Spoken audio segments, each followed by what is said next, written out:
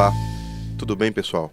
Eu sou o enfermeiro Eric Eloy, estou aqui no podcast da Saúde, um projeto idealizado por mim, pela professora Camila Zanon e pelo professor Wilder Morge, para debater e contribuir na formação de profissionais da área da saúde de todos os aspectos, tanto do ponto de vista técnico quanto do ponto de vista superior.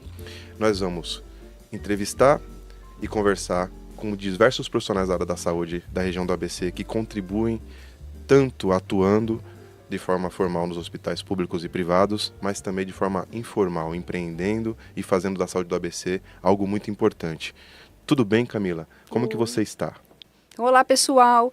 Sou a Camila Zanon, enfermeira, docente de universidade. Estou aqui hoje participando desse podcast, um projeto incrível idealizado pelo Eric Eloy, juntamente com uma equipe.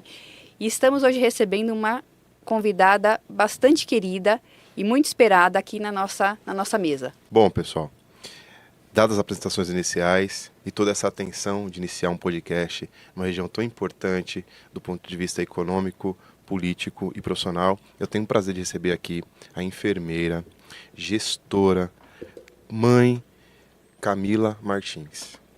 Camila, é um prazer enorme te receber aqui. Eu tenho uma suspeição de falar de você porque eu te conheço há muito tempo, sei da sua capacidade, sei da sua coragem e sei que desafios te movem.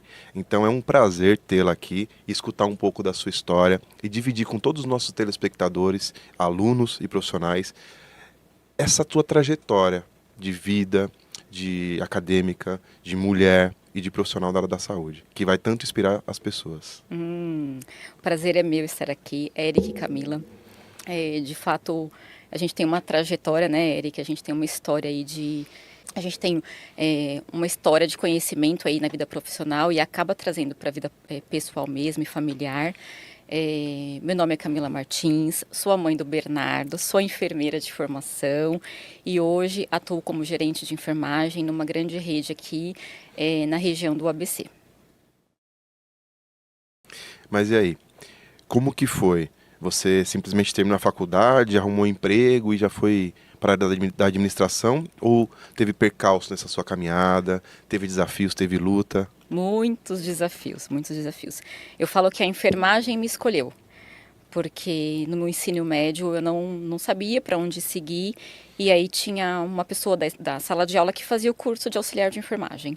E aí falou para mim sobre o curso, e eu falei assim, acho que é uma boa.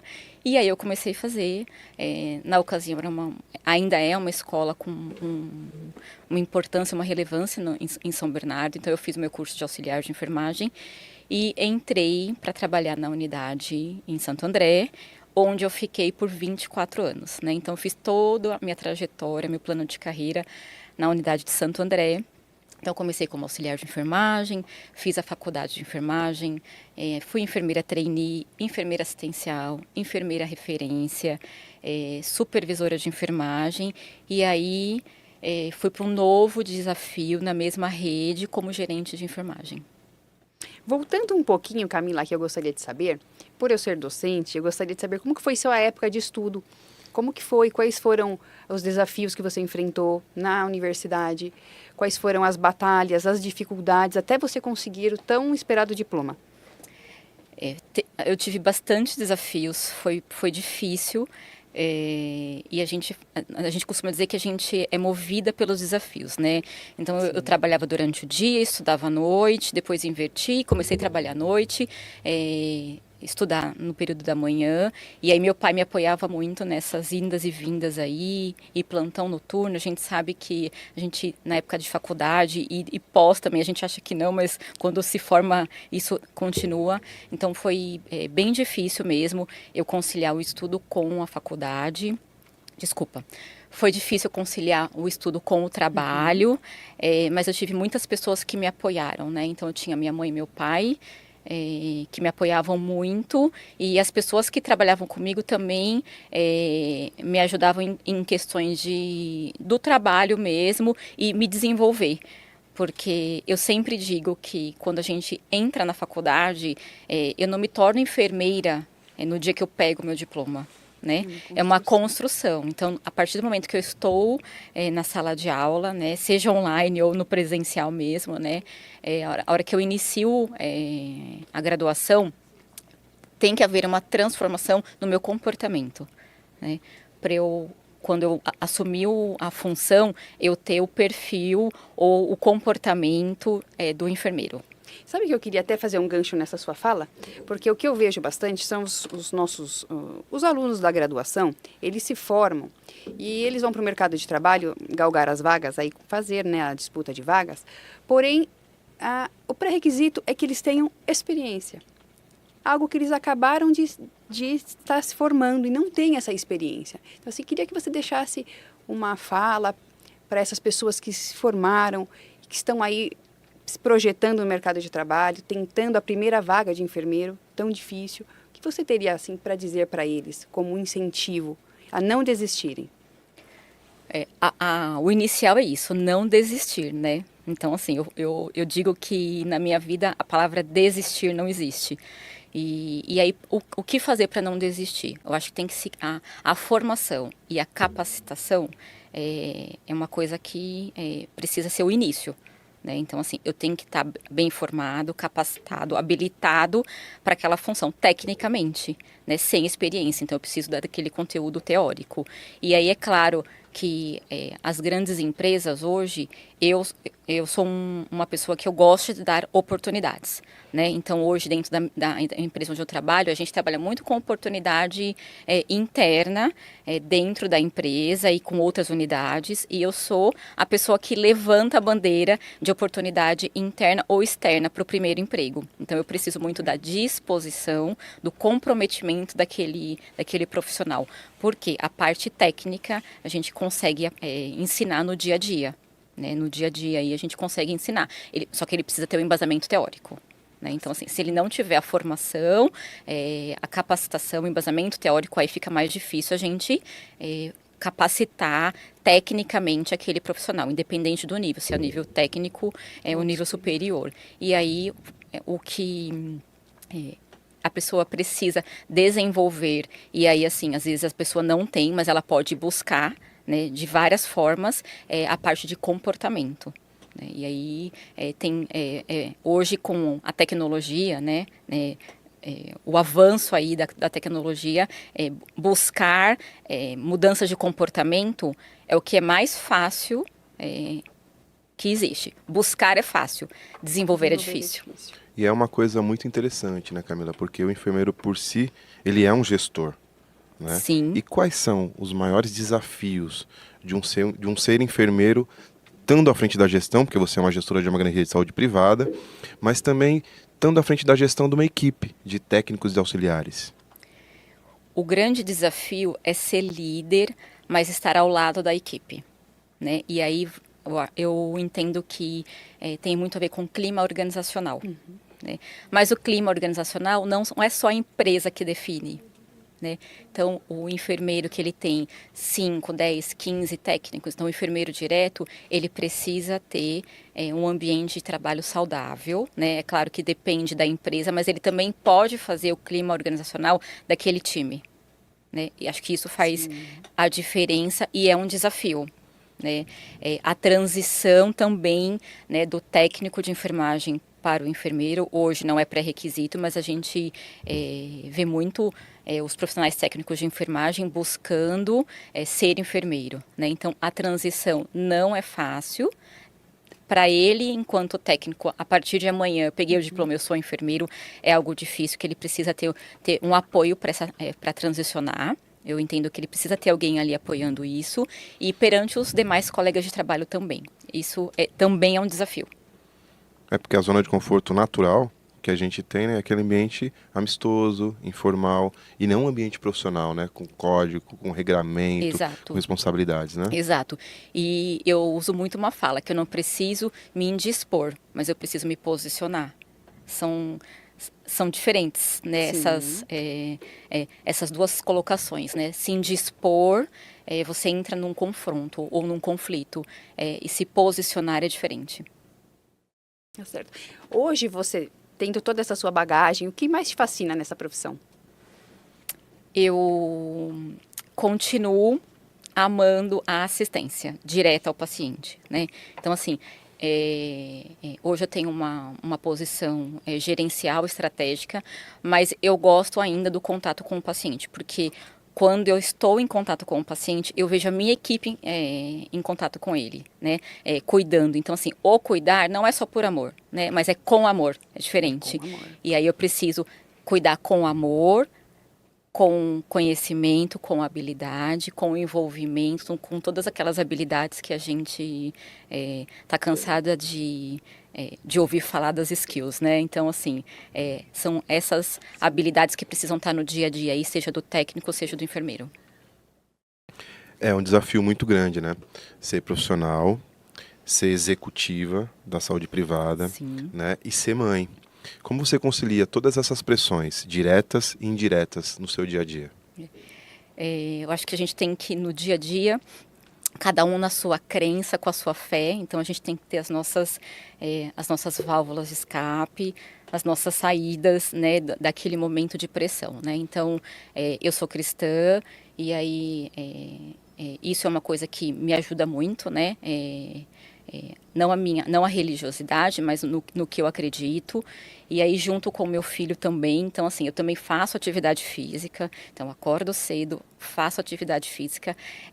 Eu faço boxe, então me ajuda bastante, né? E aí, para conciliar tudo isso, eu tenho que ter um planejamento mesmo, né? Então, assim, seja no ambiente de trabalho, no dia a dia, planejar. Estar com o Bernardo, estar com a família, fazer atividade física e estar, na maioria das vezes, 24 horas ligada no que está acontecendo dentro do ambiente hospitalar, onde eu sou a responsável. Por que que o homem não aceita que a mulher seja maior que ele? Por que que o homem não aceita que a mulher seja diretora de um hospital? Por que que o homem não aceita que a mulher seja presidenta da República ou presidente da República? Então, esses questionamentos, a gente que eu falo a gente, homens, que somos casados com vocês, mulheres super fora da caixa, super competentes, super mais organizadas, super mais disponíveis para o trabalho, porque assim, ser gestora é o que a gente estava falando lá fora da sala. É ser disponível 24/7. Sim. E aí como que o Bernardo fica? É isso. Como que você convive e como que você contribui na formação do Bernardo? Então, como que eu, gestor ou dono de uma empresa, quero você 24 horas por 7 dias à minha disposição? E como que eu vou te remunerar para que você compense o que não tem compensação, que não tem preço? Exatamente. Então, a nossa história é importante, sim. Sim, cada um tem o seu valor. Né? É isso. Todos têm o seu valor. É isso. E é isso que você falou, relacionado ao Bernardo. Ele tem 13 anos, então ele faz as atividades, né, da escola, as atividades extras. E aí, ontem eu estava lendo algumas coisas na internet relacionadas ao trabalho. E aí ele chegou e eu fui estudar matemática com ele. Porque tem algumas matérias que ele precisa de apoio para estudar, né? Então, algumas matérias precisa, e teve algumas questões, até puxando o gancho, né, de matemática, que eu tive um pouco de dificuldade, né? Porque é matemática, mas é geometria, então são coisas que não é do dia a dia.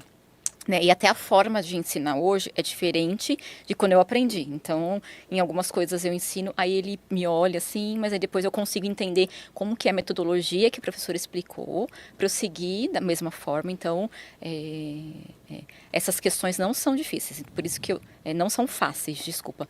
Mas a gente tem que ter o planejamento, né? Tem coisas que saem, mas assim, eu tenho um planejamento ele precisa dormir tal horário, porque no outro dia vai acordar cedo, porque eu preciso da minha válvula de escape, que é atividade física, e aí ele vai para a escola, tem as atividades dele, e aí eu vou pro trabalho, a gente fica online aí disponível, né, porque a gente entende que a função, isso vem junto com a função. Então, se você quer trabalhar das 7 às 13 ou das 7 às 17 e não ser incomodada em nenhum outro horário, então você vai ter que ir lá, passar o crachá e bater o dedinho e vai ter que se contentar com isso. E tá tudo bem, né? Depende do que você quer, do seu propósito, onde você quer chegar.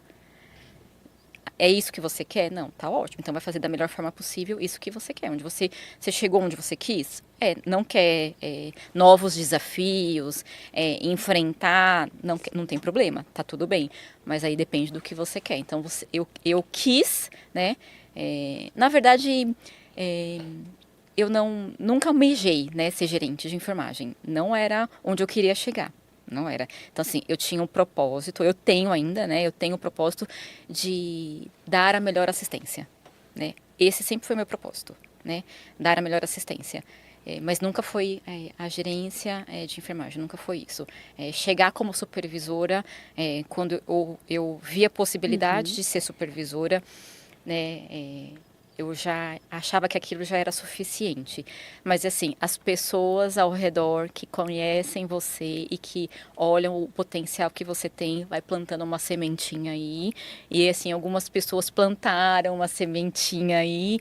E aí, e eu cheguei como gerente de enfermagem. E hoje, algumas pessoas ainda plantam muitas sementinhas diárias aí na minha mente, no meu coração, para eu continuar e ir além. Isso mesmo. Agora, quando você teve a sua formação lá atrás, o que te levou para assistência e não para gestão? Porque a gestão agora veio em consequência da sua excelência na assistência, certo? O porquê não começar pela gestão? Como eu iniciei como auxiliar de enfermagem, né? Então, assim, desde das primeiras aulas lá de fundamentos, eu já me apaixonei, né, pelo cuidado. E aí eu entendia que eu precisava ter um vasto conhecimento teórico, prático, técnico, dentro da assistência para eu poder gerir aquela equipe. Hoje, eu mudei um pouquinho a minha percepção. Existem muitos gestores, né, excelentes gestores, que não foram assistenciais, que foram direto para a gestão e desenvolvem um excelente trabalho. Mas no meu entendimento, eu precisava ter o conhecimento daquilo no dia a dia, né? Então, da operação. Então, eu precisava disso e eu não almejava funções administrativas. Então, quando eu comecei a buscar a formação até MBA em gestão administrativa, eu entendi que toda a minha experiência aí na assistência, porque eu tive com infantil, adulto, oncológico, né, então eu passei por diversos setores, quase todos, né, dentro de uma unidade hospitalar. Isso contribuiu muito para a minha formação como gestora, entendendo aquele processo. Mas hoje eu vejo que um bom gestor, um excelente gestor, ele pode ser um gestor sem estar na linha de frente antes. É muito importante ter essa percepção, né? Porque são coisas diferentes. Sim. E a gente dialoga muito com isso. Necessariamente, um ótimo enfermeiro não seria um bom gestor. Mas ele pode se preparar para assumir um papel de gestão de liderança, né? Camila, e na sua trajetória inteira, o que você tem, assim, tanto pode ser na questão da assistência ou na questão da gestão, que te marcou, sabe? Que você fala, sempre que eu lembro daquele momento, que alguma coisa me leva àquele momento, sei lá, um paciente, uma experiência que te marcou nessa tua carreira maravilhosa. Me marcou e acho que marcou todas as pessoas que estiveram envolvidas com aquele evento, que nós iniciamos aí com algo pequeno do que importa para você dentro da unidade, e aí nós fizemos um casamento dentro do hospital. Então, assim, isso me marcou não pela grandiosidade que foi, porque não era essa a intenção, né? A intenção era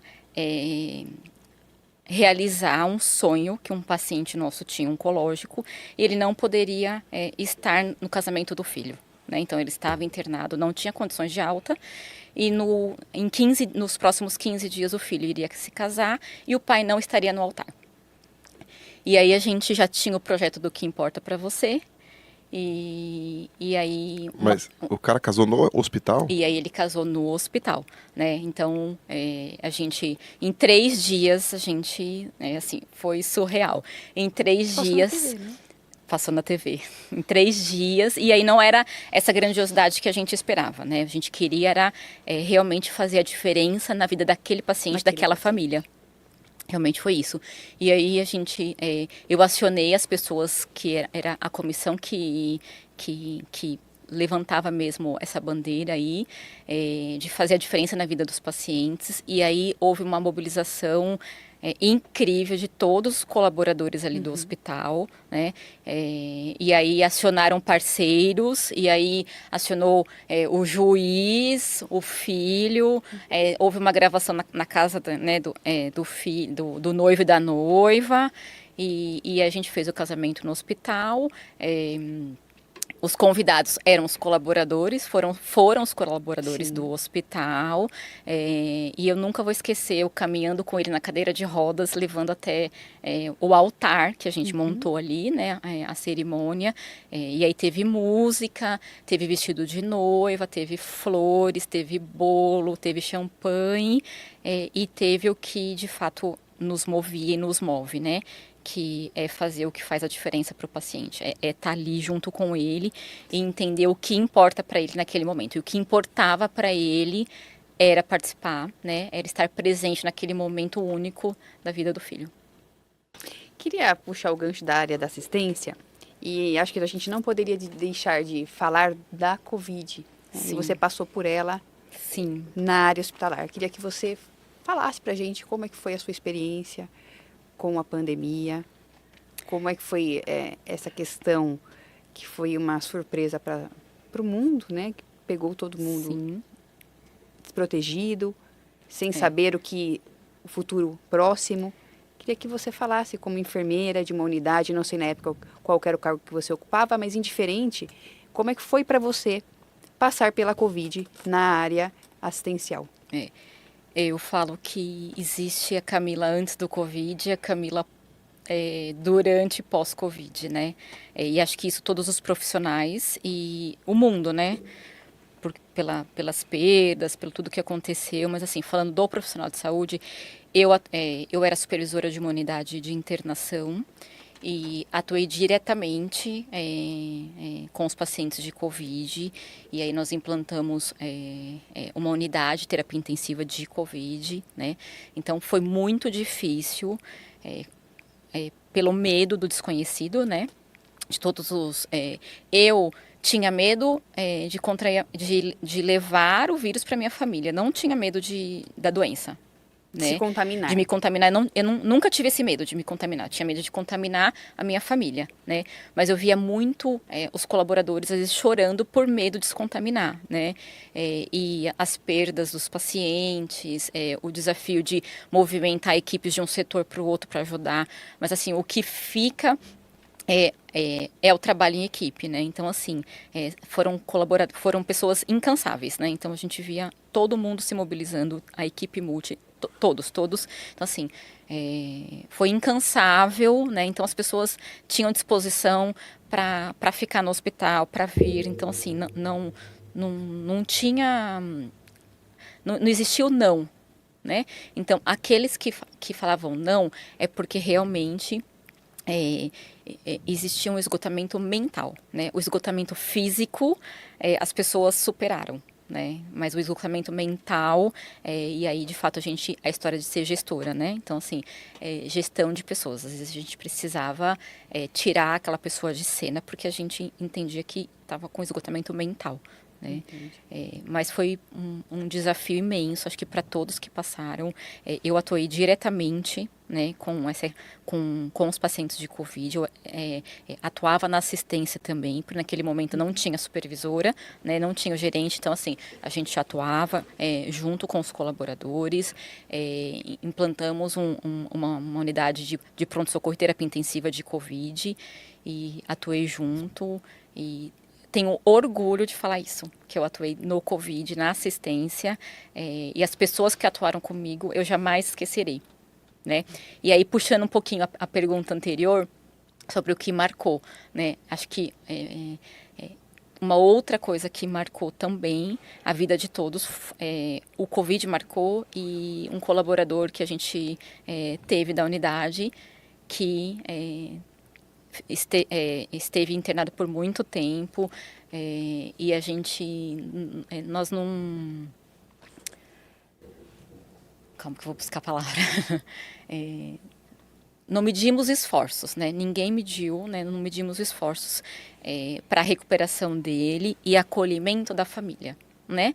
Então, ele tem 2 filhos, um irmão, e aí a gente acolheu essa família de várias formas, né? Acho que de todas as formas possíveis, né?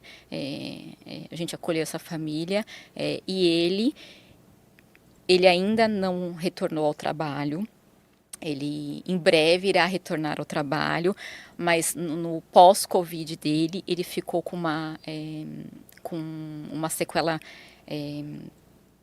que não é definitiva, vai voltar ao trabalho e neste período ele se formou enfermeiro, está fazendo pós-graduação, então assim, ele também é a pessoa de coragem e que enfrenta os desafios no dia a dia, sempre com um sorriso no rosto. Você pode falar o nome dele? Raildo. Oh, que maravilha. Raildo, em breve a gente quer você aqui contando essa sua história, viu, meu colega? Camila, para quem está começando, para quem imagina começar na nossa área, na profissão de enfermagem, que dicas você daria? Que conselhos você daria?